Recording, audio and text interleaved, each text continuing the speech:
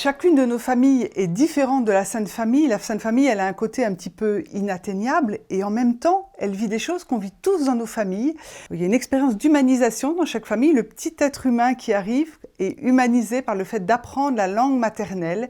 Et en apprenant cette langue, comme Jésus l'a fait avec sa maman, a appris, c'est la langue, l'hébreu sur les genoux de maman, eh bien, peu à peu, il a appris à penser, il a appris à réfléchir, à se comprendre, à comprendre le monde autour de lui. Il a vécu une vraie vie d'homme en commençant par une vie de bébé. Chacun de nos enfants vit cette expérience d'humanisation, mais aussi la famille, c'est une expérience de socialisation.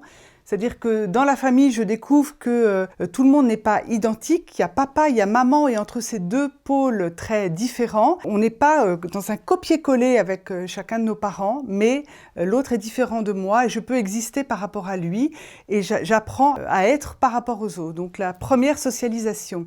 Et la dernière chose, c'est une expérience de solidarité. Dans une famille, chacun est solidaire de l'autre. On peut imaginer que Anne, la maman de Marie, la grand-mère de Jésus, eh bien, Marie a dû prendre soin de sa vieille maman jusqu'à la fin de ses jours. Comme dans chacune de nos familles, on prend soin de nos parents âgés, comme on prend soin de nos enfants ou notre enfant plus en difficulté, plus handicapé. Voilà, donc ces trois dimensions-là, humanisation, socialisation et solidarité, je crois qu'on le vit et dans nos familles comme la Sainte Famille a pu le vivre.